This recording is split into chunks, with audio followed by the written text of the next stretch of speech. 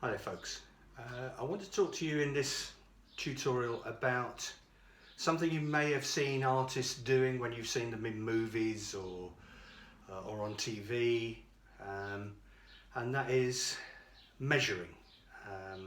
Measuring for proportion and measuring for angles, and hopefully by learning this technique you'll be able to improve the accuracy of your drawings, particularly if you're drawing from still life or a real person. You may have seen people doing something like this, holding their arm. That's not just a pose. I'll explain to you how you can make that work for you. First off, the tools. You need something straight and longish. Now a lot of artists use like a skewer stick. This unfortunately is a bit too bendy to use for this process. It's not stiff and straight enough, but you get the picture. You could use a skewer stick, you could use your pencil, which is what I'm going to use today, or you could use the handle of a brush. Now when you're measuring, there are two things that you need to know before I go in to show you the whole thing in action.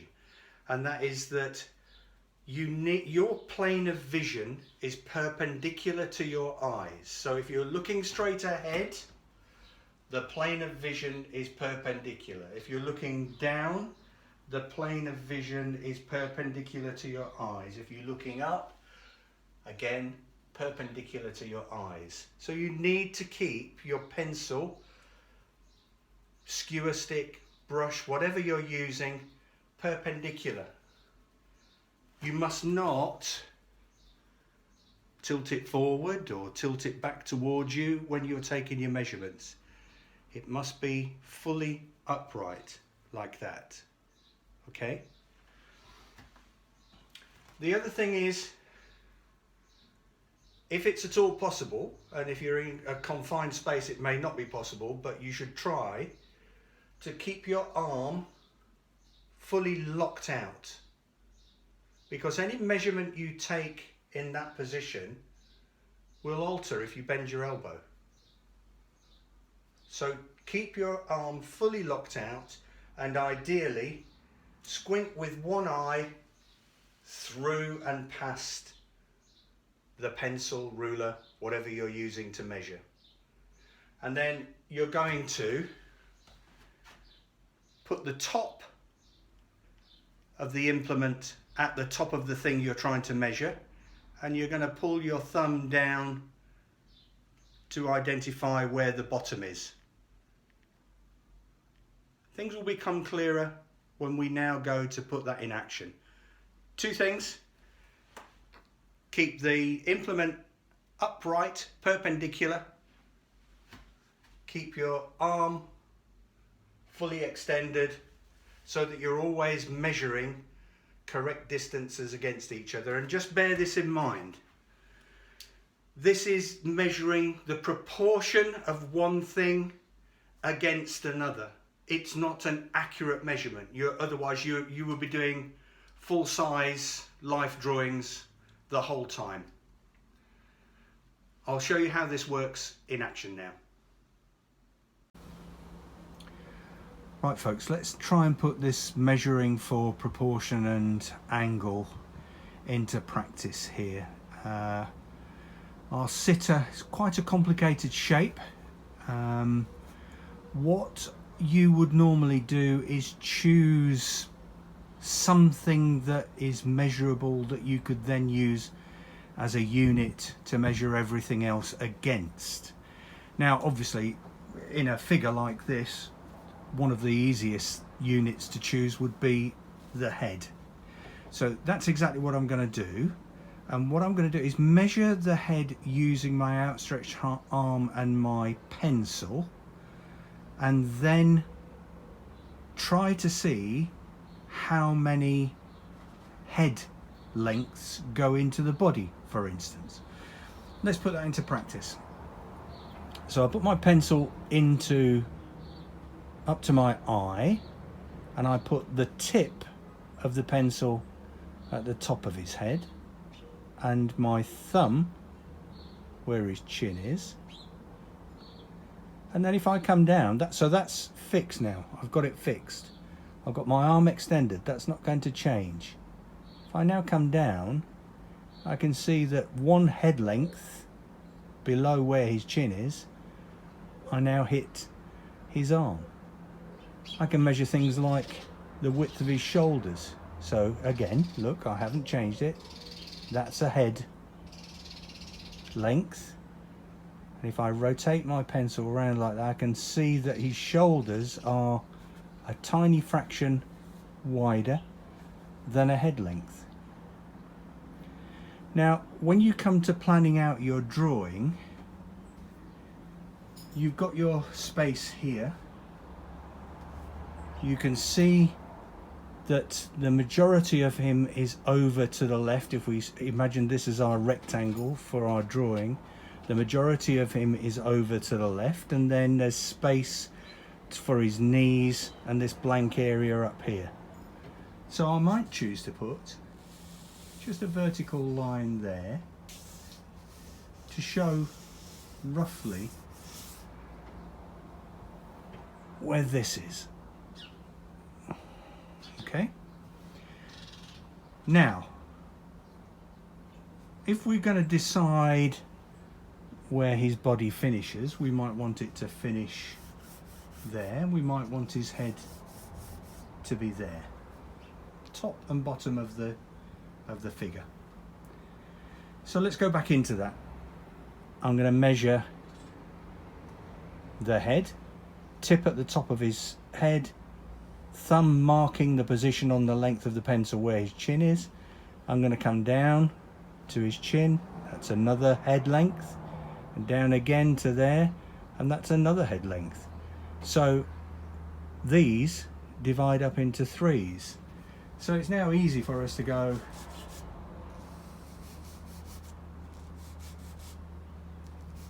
divide that into 3, and we know that is now the size of his head. Okay? We also know, checking again, that his arm, his forearm, almost at the crook of his elbow, is one head length lower than his chin. So if we did that, one head length lower than his chin, that's where his arm is going to cross. Now you can see I'm measuring for proportions, but I've also now put that on an angle. That's just from experience, but let me take you back into the view, and I can use the pencil not just to measure distances but to measure angles. And if I put that like that along the length of his arm and I bring it back into the drawing, I can see I made it slightly too steep. That's where his arm is going to go. Okay. I can also do this.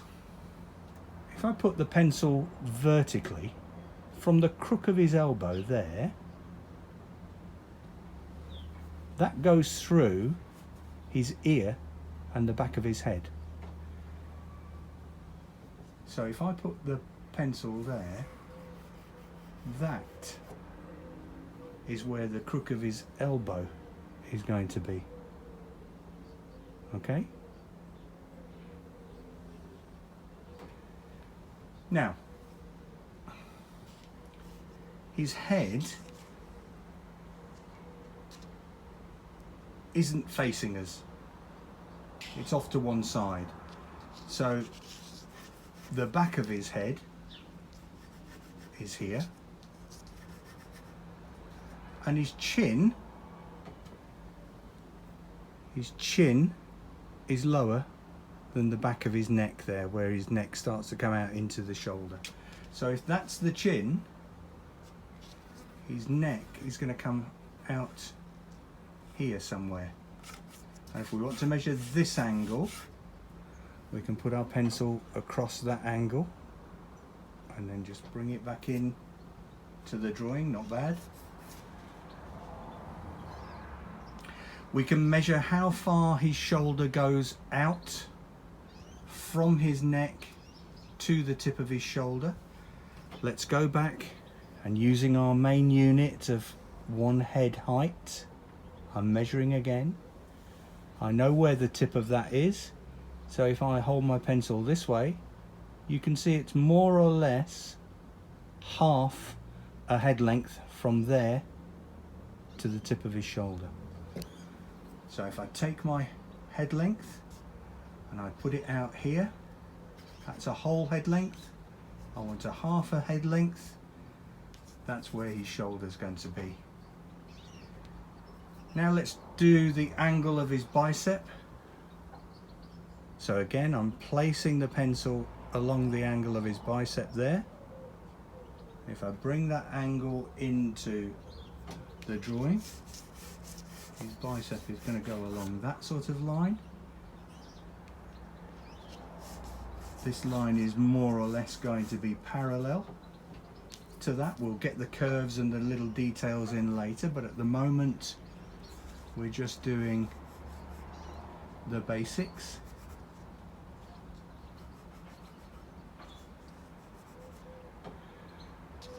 His ear is up here. His jaw comes down this sort of angle. His hair is quite significantly higher at the back there. So I'm just drawing in now, roughly speaking, what I think is going to be the positions of his features. Can you see eye, nose, mouth? We've got this angle working, this angle and this angle working. Yeah, we've got this angle working. We know that his forearm is going to be fairly similar width to his shoulder, his bicep. Okay, so we're starting to pull a few things together now. So let's go for this arm here. It goes through pretty much the top of his scalp there, a little bit into the scalp on that angle.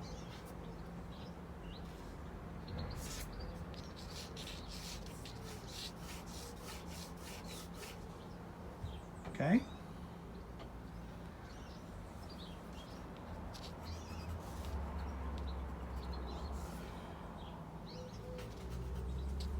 Just drawing in a few basic shapes.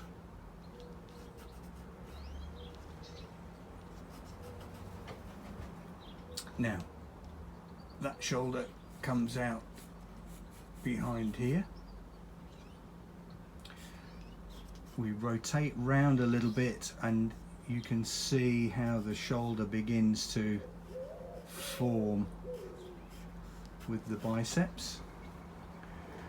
Let's have a look where the wrist intersects, so we're getting the length of that forearm there is more or less dictated by, if I go vertically from the wrist, I touch the front of the hair. So the front of the hair is slightly further out than I've got it.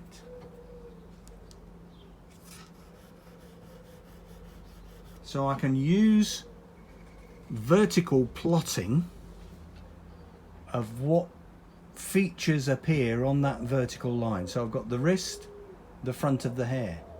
That allows me to dictate where the wrist is going to be here.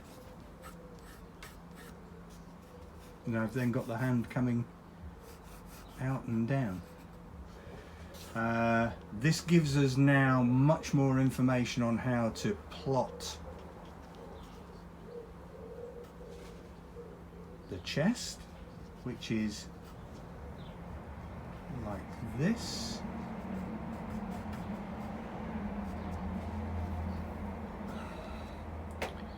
The back we can see comes slightly further outside that arm, not much.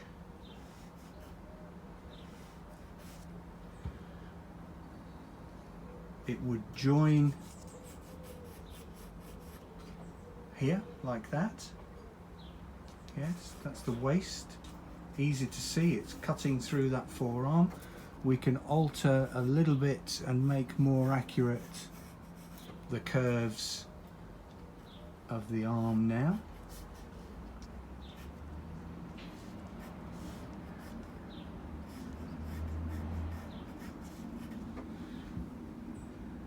That's coming along okay. And all based on this dimension. How many times does this dimension go into here and go into here? Okay. Let's try and plot where that elbow is. If I come back into the drawing and take a line of the waist, can you see that axis there? Cuts through to the elbow. So on the same axis as the waist is the end of the elbow. So if I was to hold that there, the end of the elbow is there. Okay.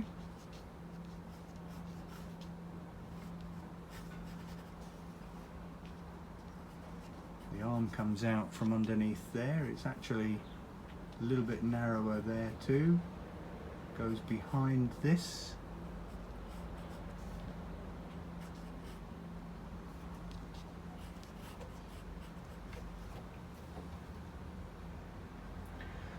What we're trying to do by doing this is make sure that we don't end up with a giant hand and a small head and a very wide body and a thin face, or one big forearm and one small forearm. Everything relates proportionally to everything else, and that's going to make your drawing look more realistic and more accurate. Let's just drop this hand in a little bit.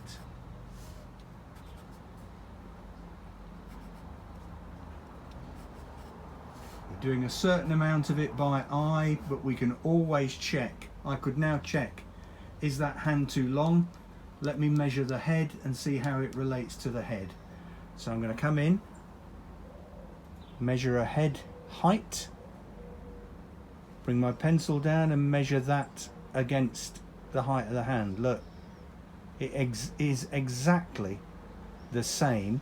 That distance from the wrist to the fingertips is the same as from the chin to the top of the head.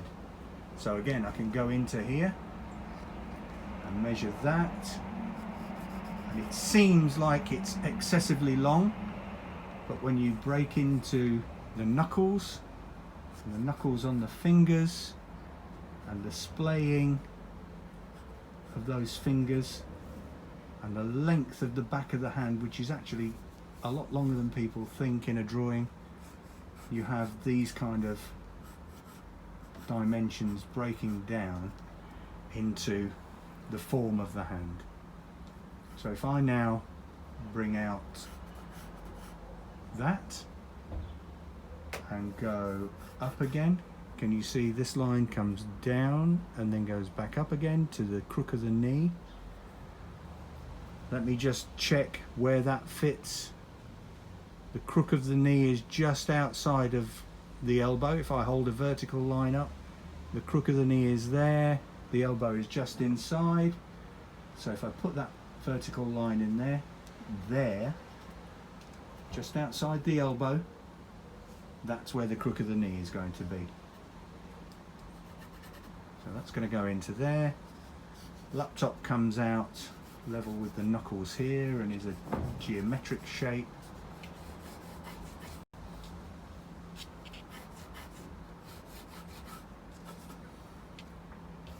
Arm of the chair,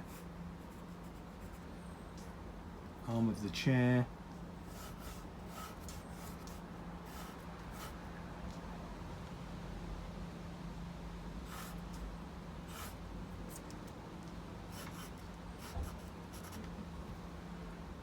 That's looking believable.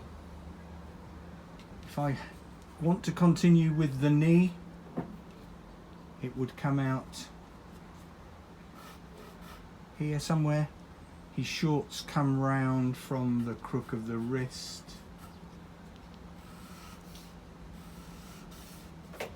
Try and make it so that objects or parts of the object that are closer to you are more thickly and heavily drawn.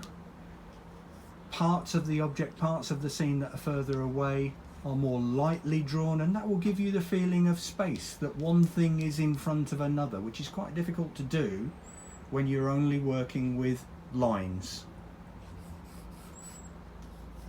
The other knee comes out here. You'll notice that I've foregone measuring for a little while.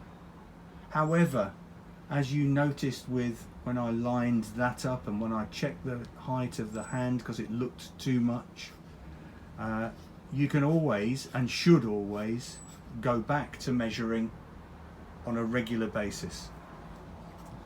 Now you have the structure generally laid out and looking pretty accurate. You would now choose to go in and refine the details, put in a little bit more of the facial features, for instance.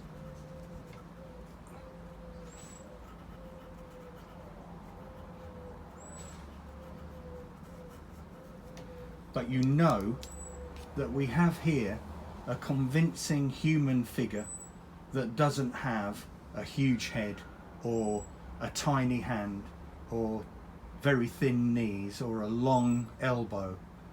It looks quite believable. Never stop measuring until you are finished though.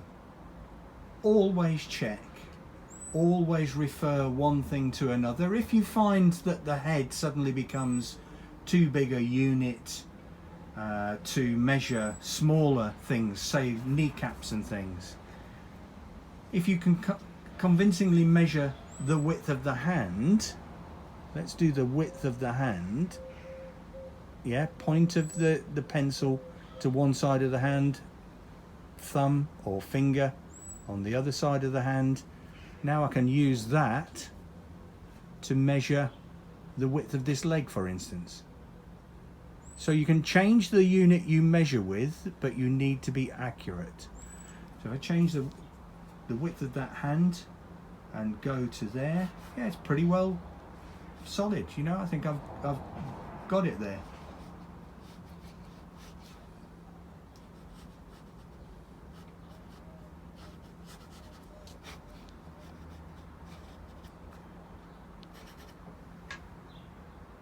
Okay, folks. Thanks for watching.